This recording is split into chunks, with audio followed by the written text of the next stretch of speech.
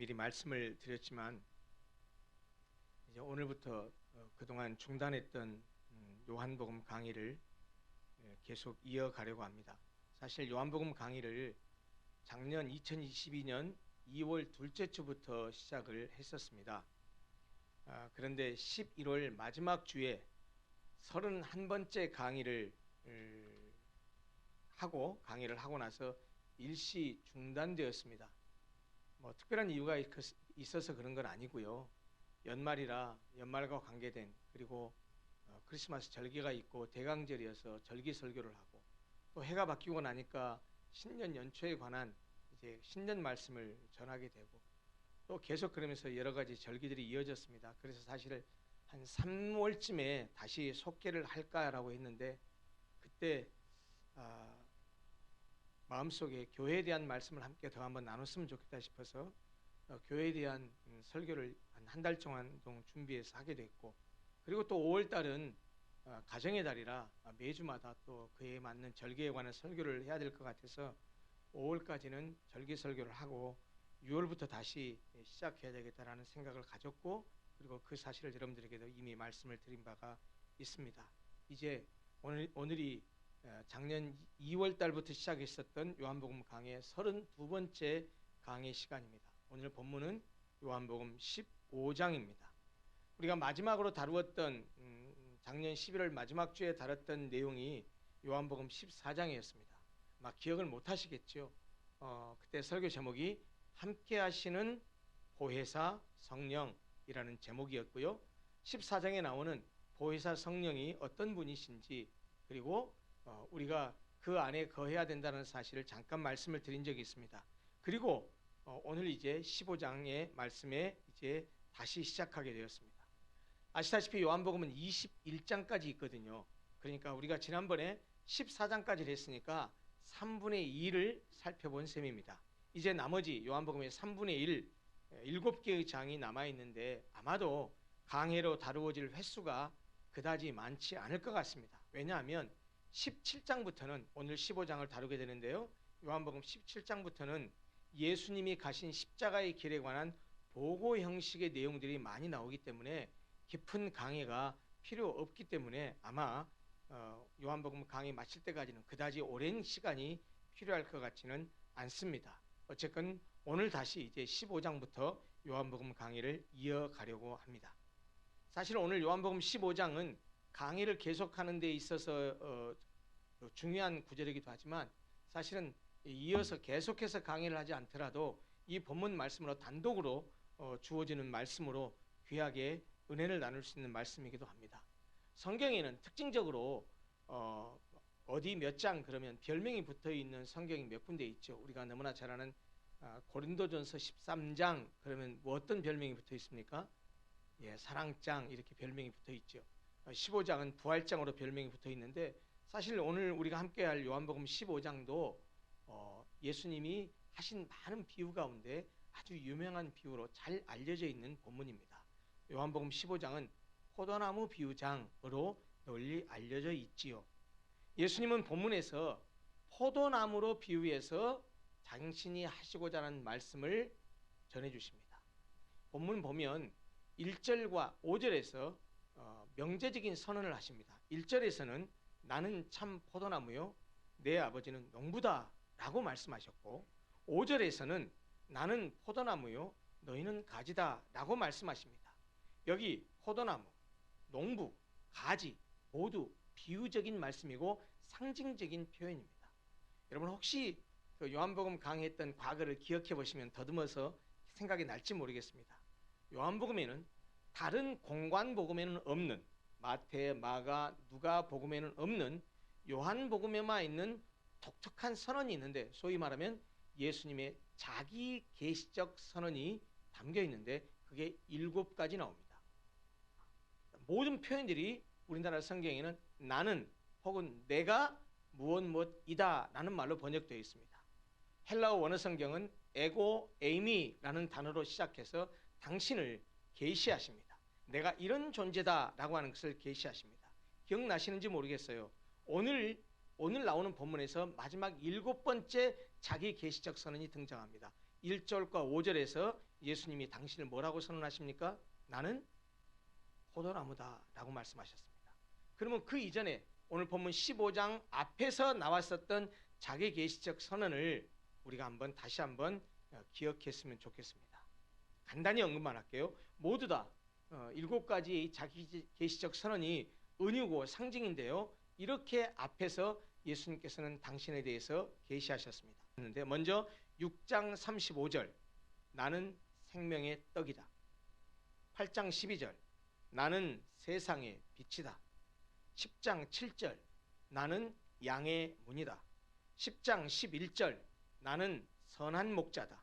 11장 25절 나는 부활이요 생명이다. 그리고 우리가 많이 암송하고 있는 14장 6절 내가 곧 길이요 진리요 생명이다. 이렇게 자기계시적 선언을 하셨는데 오늘 본문의 7번째 마지막 자기계시적 선언을 한 말씀이 나는 참 포도나무다. 나는 포도나무다라고 하는 그런 자기계시적 선언을 주셨습니다. 예수님은 자신을 참 포도나무라고 선언하시면서 아버지는 농부라고 말씀하시고 우리는 가지라고 말씀하셨습니다. 아까 말씀드린 대로 이 포도나무, 농부, 가지 모두 비유고 상징적인 표현입니다. 그러면 예수님이 이 비유를 통해서 이 상징을 통해서 말씀하시고자 했던 구체적인 내용은 무엇일까요? 오늘 설교는 거기에 초점이 맞춰져 있습니다. 이것은 포도나무 비유이기 때문에 이 비유가 우리에게 주시는 말씀이 뭐냐라는 것이 오늘 15장을 주의하는 강의하는 핵심이라고 말할 수 있습니다. 이스라엘 사람들에게 유대인들에게 그리고 예수님이 제자들에게는 포도나무 그러면 이것이 그냥 범상하게 들리지 않습니다. 왜냐하면 포도나무는 유대인들에게 매우 중요한 의미로 다가오기 때문입니다. 그 이유는 구약 성경에서 구약 시대부터 이 이스라엘 백성들은 하나님의 포도나무 또는 하나님의 포도원으로 계속해서 비유되고 있기 때문입니다. 이사야 5장 7절을 보면 이렇게 말씀합니다. 여호와의 포도원은 이스라엘 족속이요 그가 기뻐하시는 나무는 유다 사람이라. 호세아 10장 1절은 이렇게 말씀합니다. 이스라엘은 열매 맺는 무성한 포도나무라. 그뿐만이 아닙니다. 예레미야 2장 21절을 보면 이스라엘을 하나님께서 심으신 귀한 포도나무라고 말할 뿐만 아니고 아까 말씀드린 이사야 5장에 보면 2절에서는 이스라엘을 극상품 포도나무라고 말씀하고 있습니다. 시편 80절 9절을 보면 시편 80편 9절에서는 이스라엘을 포도나무에 비유해서 이렇게 말씀합니다. 그들의 역사적인 것과 관계돼서 이렇게 말씀합니다. 주께서 한 포도나무를 애굽에서 가져다가 민족들을 쫓아내시고 그것을 심으셨나이다. 이렇게 말씀하고 있습니다. 이게 무슨 말입니까? 하나님께서 애굽에서 가져다가 가나안 땅에 살던 민족들을 쫓아내시고 그 젖과 꿀이 흐르는 가나안 땅에 포도나무를 심으셨다라는 거예요. 그렇게 심은 민족이 누굽니까? 이스라엘 사람들이잖아요. 이렇게 구약 성경에서는 이스라엘 백성들이 포도나무로 상징되고 비유되어 묘사됩니다. 그런데 예수님께서는 자기 계시적 선언하신 때 뭐라고 말씀하셨죠? 내가 참 포도나무라 라고 말씀하셨습니다. 이 말은 여러분 참 포도나무라는 말은 무엇을 연상하고 무엇을 대조해서 하신 표현일까요? 참이라는 말을 왜 붙이셨을까요? 참 포도나무는 참 포도나무가 있으면 뭐도 있다라는 말이죠? 거짓 포도나무, 가짜 포도나무도 있다라는 말이죠. 다시 말하면 이스라엘 사람들은 자기들이 포도나무라고 생각하고 있는데 예수님께서 그것들을 완전히 깔아뭉개시고 무시하면서 내가 참 포도나무야 라고 말씀하신다는 사실은 너희들은 거짓 포도나무야, 너희들은 가짜 포도나무야 라고 말씀하신 거예요. 그러면 왜 예수님은 직접적인 표현을 하지 않으셨지만 너희들은 가짜요 거짓 포도나무고 내가 참 포도나무라고 말씀하셨을까요? 이스라엘 백성들을 거짓과 가짜 포도나무라고 말씀하신 암암리에 그것을 전제하고 있는 이유가 뭘까요? 그것은 이스라엘 백성들이 하나님이 원하시는 포도나무가 맺어야 될 열매를 맺지 못하는 포도나무이기 때문입니다. 1절과 5절에서 예수님은 반복해서 당신을 포도나무라고 자기 계시적 선언을 하십니다. 1절에서는 나는 참 포도나무요 내 아버지는 농부라고 하심으로써 예수님과 아버지 사이의 관계에 대해서 말씀하셨어요. 5절에서는 나는 포도나무요 너희는 가지라고 말씀하심으로써 예수님 자기 자신과 우리 제자들, 그리스도인들, 예수님을 따르는 사람들과의 관계에 대해서 말씀하신 거예요. 그런데 1절에서 아버지를 농부라고 했을 때 그 농부로 번역된 헬라어 원어의 뜻은요, 땅을 경작하는 사람이라는 뜻입니다. 동시에 그것은 땅에 대한 소유자요, 땅의 관리자라는 의미를 함축하고 있습니다. 자, 포도나무인데 아버지가 농부라는 말은 그 포도나무가 심긴 포도원의 주인이 누구라는 얘기입니까? 아버지 농부입니다. 그 포도나무도 주인이 누구라는 겁니까? 아버지 농부라는 겁니다. 자, 그러면 예수님은 하나님과의 관계에서 내가 포도나무의 농부라고 얘기하시는 것은 끝난 것이 아니고 나는 포도나무에 너희는 가지라고 말씀하셨는데 그것은 열매를 염두에 두고 하신 말씀이라는 뜻이에요. 2절을 보면 그 농부인 아버지가 포도나무를 어떻게 관리하는지를 보여줍니다. 그 농부가 포도나무를 주요 관리하는 대상은 뭐냐면 바로 포도나무 줄기에 붙어 있는 가지입니다. 포도나무에 붙어 있는 가지입니다. 자, 그러면 예수님이 나는 포도나무에 너희는 가지라고 했고 농부이신 아버지가 관심을 갖는 주요 관리 대상이 가지라고 한다면 하나님은 누구에게 관심이 있다는 얘기예요? 나무인 예수님에게 붙어 있는 가지인 우리에 관심이 있다는 거예요. 우리가 열매를 맺느냐 맺지 않느냐에 관심이 있다는 거예요. 그래서 2절도 그렇게 말씀합니다. 2절을 보십시오. 무릇 내게 붙어 있어 열매를 맺지 아니하는 가지는 아버지께서 그것을 제거해 버리시고 무릇 열매를 맺는 가지는 더 열매를 맺게 하려 그것을 깨끗하게 하시느니라. 여기서 주목해야 될 말씀이요, 무릇 내게 붙어 있으라는 구절이에요. 열매를 맺지 못하는 가지는 잘라서 내버리시고 열매를 맺는 가지는 더 열매를 많이 맺게 하기 위해서 깨끗하게 한대요. 여기서 깨끗하게 한다는 말과 제거한다는 말을 좀 알 필요가 있습니다.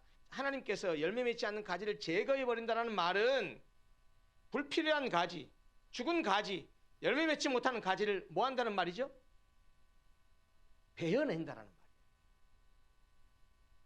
베어낸다는 말, 제거한다는 말은 베어낸다는 말이에요. 반대로 깨끗게 한다는 말은 무슨 말이냐면 살아있는 가지 중에서 열매를 맺는 가지 중에서 쓸모없이 자란 부분을 솎아낸다는 뜻입니다. 솎아내는 것은 궁극적으로 무엇을 위함이죠?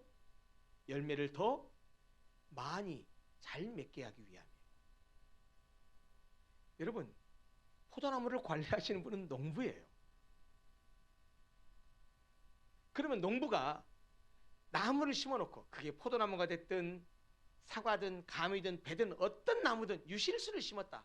그러면 농부가 나무를 심고 바라는 것은 뭘까요? 열매입니다. 열매. 좋은 열매를 바라는 거예요. 많은 열매를 바라는 거예요. 포도나무를 심으신 그 예수님, 하나님, 그 포도나무의 가지에 달려있는 가지에게 열매를 바라시는 것이 농부의 당연한 바람입니다. 그런데 여러분, 나무가 열매를 맺는 것을 바라시는데 포도나무에 열매가 어디 열리죠? 줄기에 열려요? 가지에 열려요? 가지에서 열려요. 그러므로 하나님이 찾으시는 열매는 바로 그 가지, 즉 우리 그리스도인들, 예수님을 따르는 사람들이 맺어야 거예요. 예수님이 맺는 게 아니고 가지에서 열매가 맺어져요. 그러면 가지에서 열매를 맺기 위해서, 열매를 맺어내기 위해서는 그 가지가 어떻게 해야 될까요? 그리스도인들은 어떻게 해야 될까요?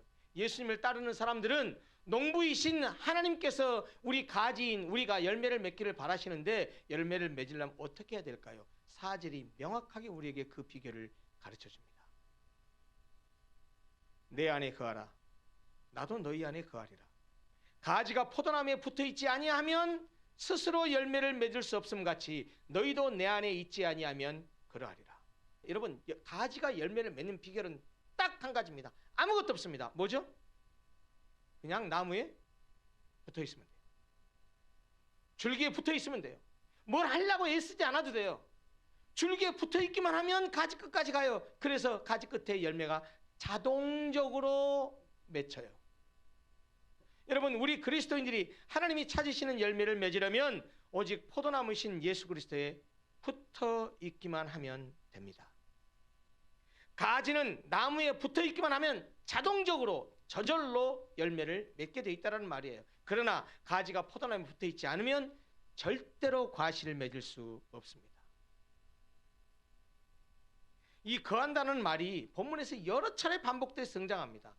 이 거한다는 말은 헬라어로 원어가 메노라는 단어인데요. 이 단어는 본래 연합을 의미합니다. 연합, 합쳐지는 것. 예수 안에 거한다라는 말은 무슨 말이냐면 지속적인 영적인 사귐을 가짐으로써 그분과 함께 연합하는 것을 의미해요. 다시 말하면 예수 그리스도를 전인격적으로 영접하고 구주로 고백함으로써 예수께 연합되어서 지속적으로 그분과 함께 교제하는 것, 사귀는 것, 그것을 예수 안에 거한다라고 말하는 겁니다. 한마디로 말하면 그리스도 안에 거한다라는 말은 주님과 함께 산다 이 말입니다. 주님과 함께 동행한다 이 말입니다. 결국 가지인 우리가 열매를 맺는 유일한 비결은 포도나무이신 예수님께 찰싹 붙어 있는 것입니다. 즉 예수 그리스도를 믿어서 그에게 복종하며 그분과 함께 교제하며 그분과 함께 사는 것, 그것이 바로 열매를 맺는 유일한 비결입니다. 반대로 가지가 줄기에 붙어 있지 않으면 어떻게 됩니까? 절대로 열매를 맺지 못합니다. 붙어 있지 않으면 어떻게 된다고요? 오늘 본문에 보니까 무서운 말씀하십니다. 거기 한번 볼래요? 6절 보십시오. 사람이 내 안에 거하지 아니하면 가지처럼 밖에 버려져 마르나니. 어떤 가지처럼? 열매 맺지 못하는 가지처럼 밖에 버려져 마른대요. 그렇죠? 예수님 말씀에 순종하지 않는 자들, 다시 말하면 예수님 안에 거하지 않는 자들이 결국에 미치게 될 지옥불에 던져지게 될 것을 암시하고 있습니다. 무서운 말씀입니다. 그러니 여러분 악착같이 붙어 있어야 하지 않겠어요?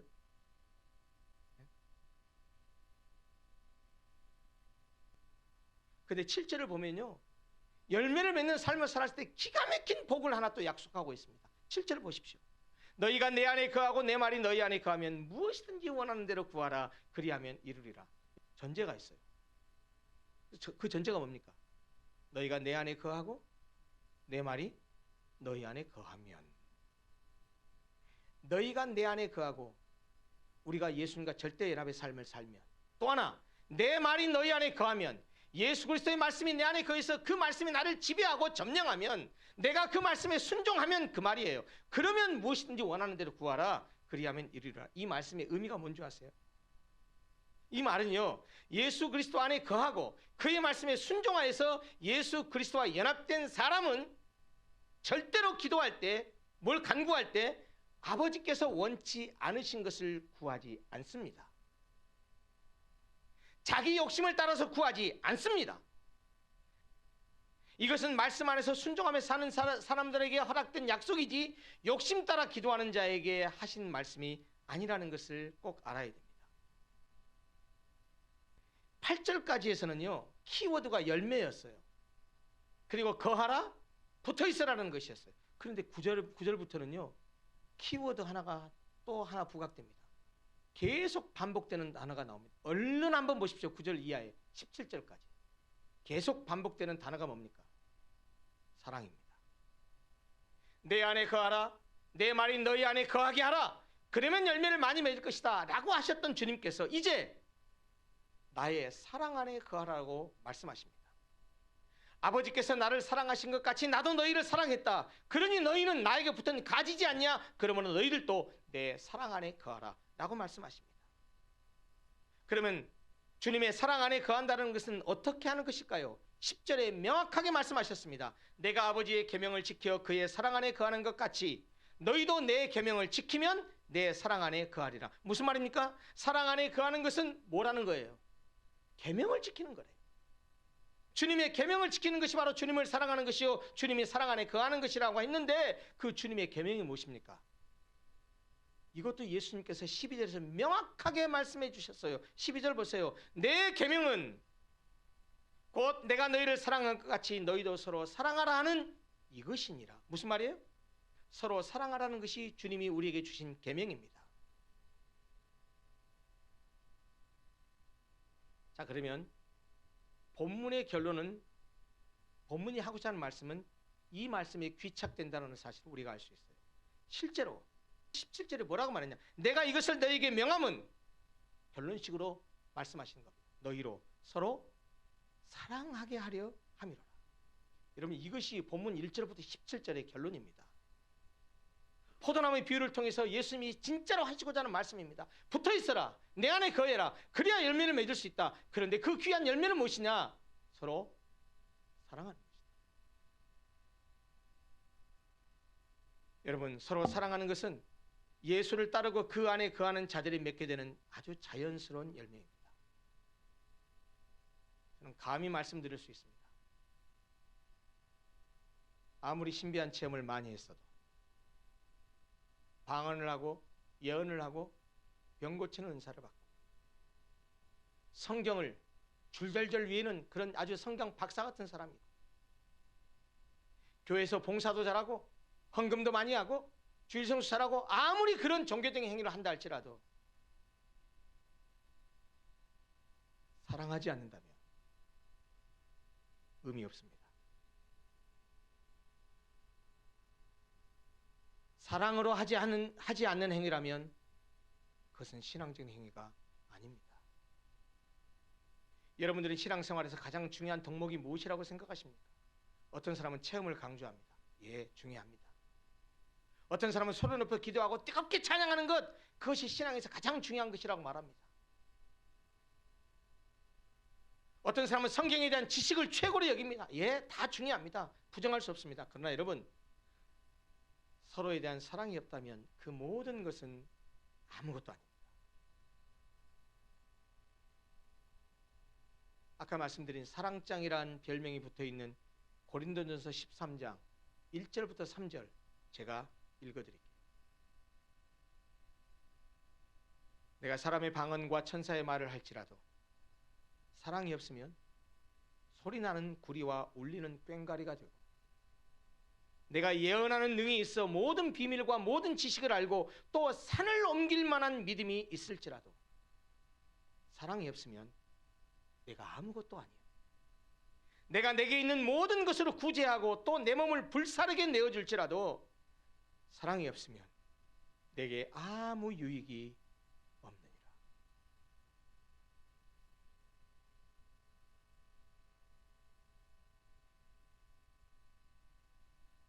4세기 중엽에 태어나서 5세기 초중엽까지 살았던 기독교 2000년 역사에 있어서 가장 혁혁한 신학자요, 그리고 지금 우리가 가지고 있는 개혁주의 신학의 근간을 이루었다고 말하는 철학자요 신학자인 어거스틴은 사랑에 대해서 이렇게 말했습니다. 사랑은 남을 도와주는 손을 가지고 있다. 사랑은 가난하고 어려운 사람들을 향해 달려가는 발을 가지고 있다. 사랑은 다른 사람의 불행과 곤핍함을 보는 눈을 가지고 있다.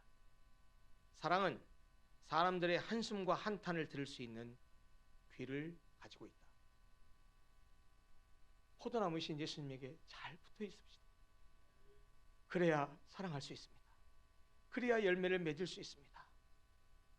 사랑만 하다 가도 부족한 세상입니다. 질시하고 마음 불편하기 싫으니까 그렇게 하지 마시고, 하나님, 내가 주님께 떨어져 있었습니다. 이제 다시 붙었다 떨어졌다는 가지가 아니고 아주 찰싹 달라붙어 절대 떨어지지 않는 가지가 되게 해주십시오. 그래서 주님으로부터 훌륭한 양분을 공급받아서 나는 사랑할 능력이 없고 나는 사랑할 힘이 없지만 주님이 주시는 그 능력으로 사랑하며 살게 해주십시오.